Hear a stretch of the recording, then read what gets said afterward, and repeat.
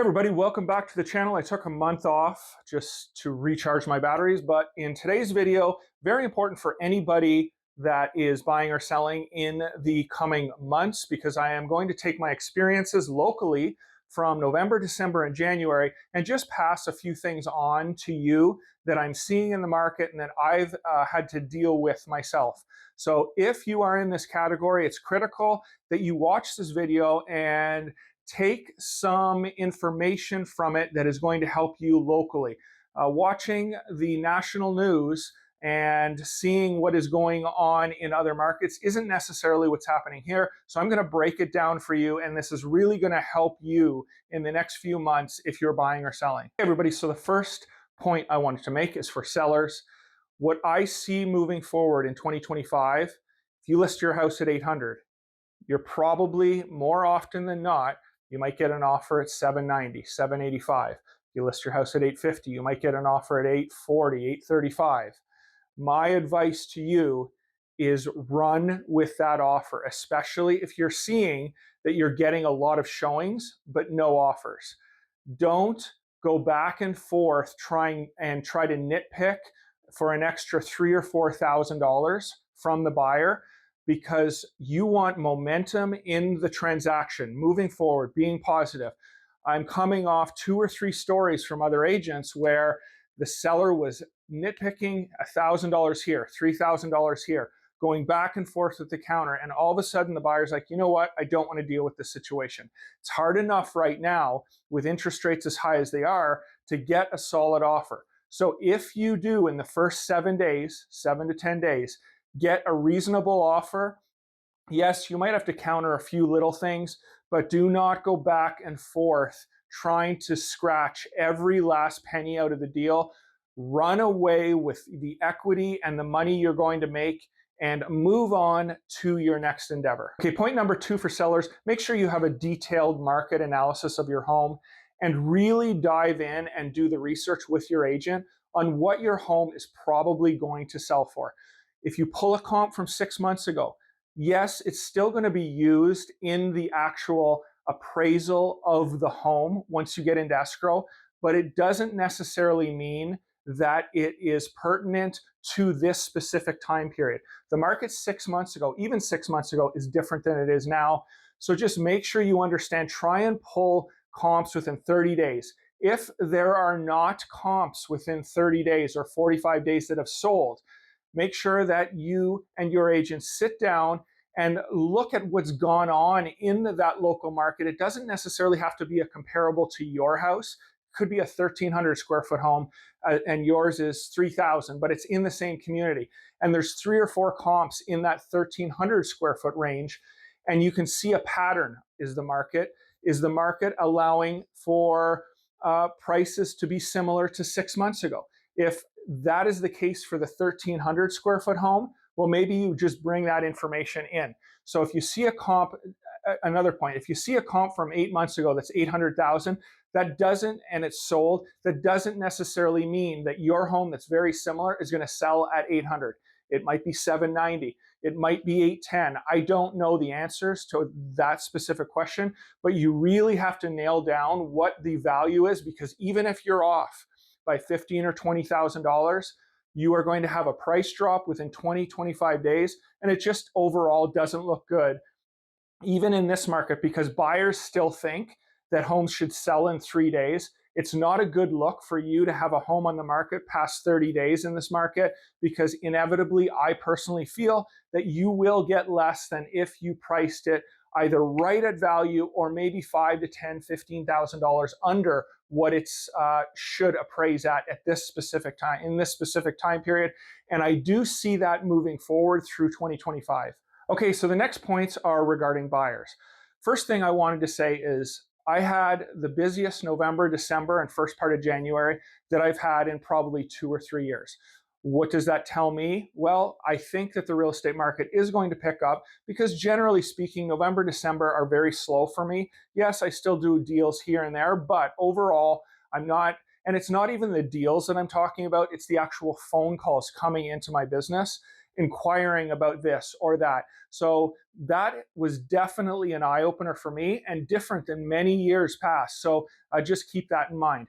Moving on to my next point is that I think buyers have come to the realization that interest rates are not coming down or anytime soon. They were sold a bill that basically wait a year, wait 2 years, interest rates are going to come down, and all of a sudden that home at 600,000 that they thought they were going to be able to get at a lower interest rate, or maybe 650 in a year or two, is now 800,000 with a 7% interest rate. So I do see buyers getting fatigued and giving in to the fact that, hey, I still want a home, I still want to buy a home.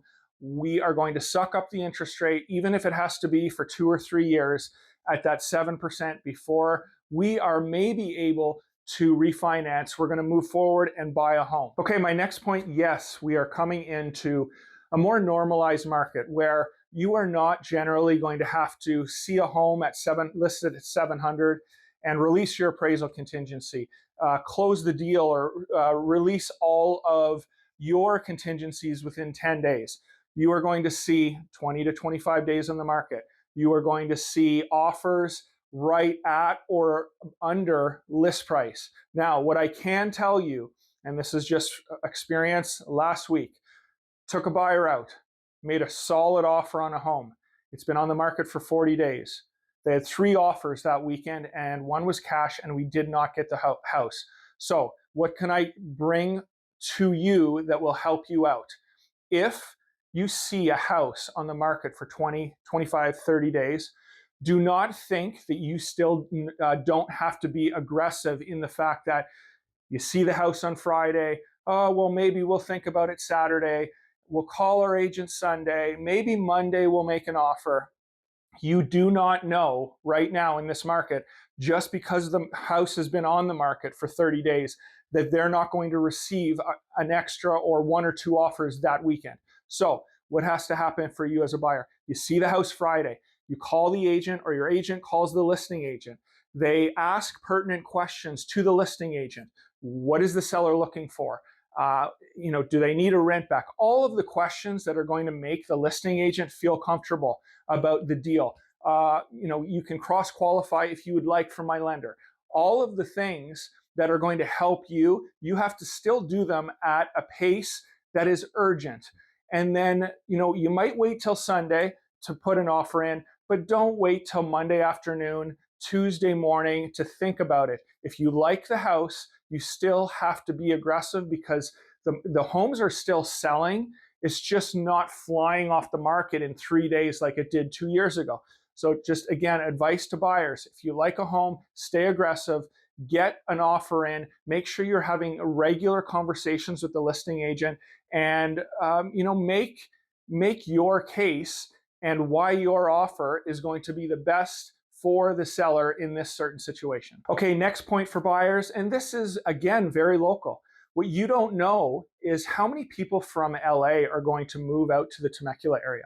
Even if it's 300 people, even if it's 100 people, those 100 people are going to be put up against your offer in many cases. So this could really change the landscape. Why do I know this? I'm already representing 2 buyers from LA that are moving because of the fires, because of the crime, because of there's many factors. It's not all about the fires, but you could see more competition from LA than we have seen in the past years, mainly because of the fires, but that could be something real, and just be aware of it. And finally, just want to give you the stats of 2024. I have a video on my screen here right now that I'm just going to show you, average sale price for 2024, average showing, just pertinent information that might help you to see the trends of 2024. And what I can say is I see the same things happening in 2025 to the last quarter of 2024. So watch this video. It might be very helpful for you. So the first thing I wanted to do was give the average sales price. Don't look at back here. This is 2023. It only starts right here. So if you're wondering, why it looks a little skewed back here, it's because I'm not using that data. I'm only using from January 2024 to December 2024. In Temecula, we had a 6.2 percentage in regards to increase in the average home price, 3.9% in Murrieta, 6.4% in Menifee, and Winchester was 0.4%. I'm going to get into, on the total closed sales, why I think Winchester did not fare as well as these other three cities. But bottom line is, there's a lot of new builds in Winchester at the current moment. And for some reason, I don't know the answer to this. You're going to have to ask the builders, but in many cases, new home builds are less expensive than pre-built. And it doesn't make sense, but that's just what's happening. Now, I wanted to go over here to total closed sides and start off with Winchester, because I was just talking about that. Look at the closed sides. It's up 28.6% in Winchester compared to 1% in Temecula, negative 1.7% in Murrieta, and 5.7% in Menifee. Again, Winchester, a lot of new home builds. There's not enough space in Temecula and Murrieta to be building massive home tracts. So that is, in my opinion, that's the reason for this. Same thing with Menifee. It's not to the extent, but there's just more land off the 15 freeway, and there are more newly built home tracts in Menifee than there are in Murrieta or Temecula. Now, Winchester, do not sleep on Winchester. It is a very nice city.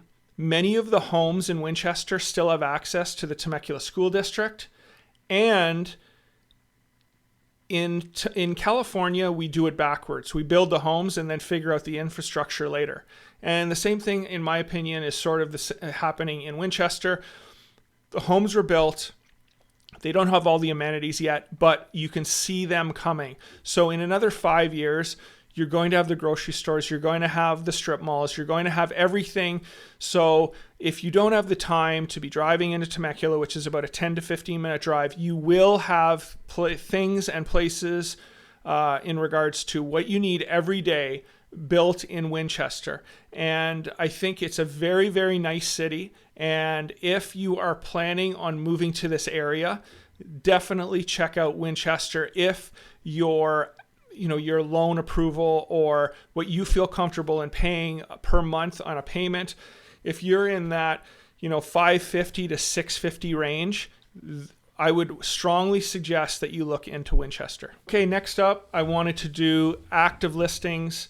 In Temecula, we had an 18% gain on the average listings on the market over a 12-month period, 21% in Murrieta, 20.5% in Menifee, and let's call it 20% in Winchester. Again, this obviously has to do with the buying power, how many people are able to purchase homes because of interest rates and your monthly payment. But the active listings have gone up year over year in the 4 cities that are here on the page.